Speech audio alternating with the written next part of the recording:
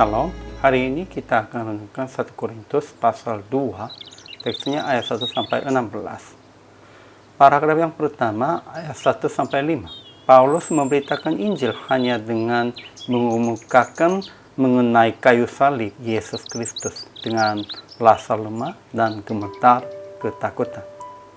Paragraf yang kedua ayat 6 sampai 16. Hikmahnya ada hanya di dalam Lo. Jadi Lo mengajarkan segala hal Tuhan dan prinsip keselamatan.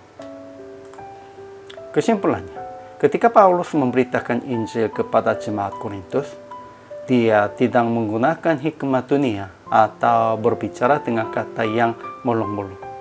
Tetapi Paulus mengemukakan mengenai kayu salib Yesus Kristus dengan rasa lemah dan gemetar ketakutan, supaya iman mereka jangan bergantung pada hikmat manusia, tetapi pada kekuatan Allah. Dan Paulus memberitakan hikmat di kalangan mereka yang telah matang, yaitu hikmat Allah yang tersembunyi dan rahasia, yang sebelum dunia dijadikan, telah disediakan Allah bagi kemuliaan kita. Hikmahnya ada hanya di dalam Lo. Jadi Lo mengajarkan segala hal Tuhan dan prinsip keselamatan. Memang manusia duniawi tidak menerima apa yang berasal dari Lo Allah, karena hal itu baginya adalah suatu kebodohan. Tetapi manusia rohani menilai segala sesuatu hanya di dalam Lo. Ajaran tentang Allah. Pertama, apa yang tidak pernah dilihat oleh mata dan tidak pernah didengar oleh telinga, dan yang tidak pernah timbul di dalam hati manusia, semua yang disediakan Allah untuk mereka yang mengasihi Dia. Kedua, karena kepada orang percaya Allah telah menyatakannya oleh Lo, sebab Lo menyelidikinya segala sesuatu, bahkan hal-hal yang tersembunyi dalam diri Allah. Ketiga, tidak ada orang yang tahu apa yang terdapat di dalam diri Allah selain Lo Allah. Kita tidak menerima Lo dunia, tetapi Lo yang berasal dari Allah, supaya kita tahu apa yang dikaruniakan Allah kepada kita. Pentingnya apanya? Tuhan sudah sediakan Lo-nya untuk kita mengerti, untuk kita memahaminya tentang itu.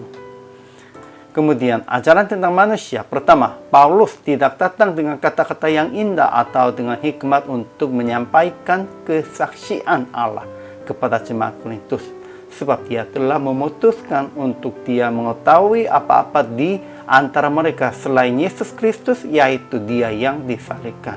Karena dia sudah mengalaminya, sudah memberitakan Injil dengan hikmat dunia di kota Aden, namun itu sia-sia. Hasilnya juga tidak banyak begitu, sehingga Paulus sudah sadar dan sudah memutuskannya demikian itu. Kedua, Paulus memberitakan hikmat di kalangan mereka yang telah matang, yaitu hikmat yang bukan dari dunia ini, bukan dari penguasa-penguasa dunia ini, yaitu penguasa-penguasa yang akan ditiadakan. Tetapi yang mereka beritakan ialah hikmat Allah yang tersembunyi dan rahasia, yang sebelum dunia dijadikan, telah disediakan Allah bagi kemuliaan kita. Ketiga, tidak ada lagi dari penguasa dunia ini yang mengenalnya, sebab kalau sekiranya mereka mengenalnya, mereka tidak menyalikan Tuhan yang mulia. Keempat, manusia duniawi tidak menerima apa yang berasal dari Lo Allah, karena hal itu baginya adalah suatu kebodohan, dan ia tidak dapat memahaminya, sebab hal itu hanya dapat dinilai secara rohani. Kelima, manusia rohani menilai segala sesuatu, tetapi ia sendiri tidak dinilai oleh orang lain, sebab manusia rohani memiliki pikiran Kristus. Kemudian aplikasinya.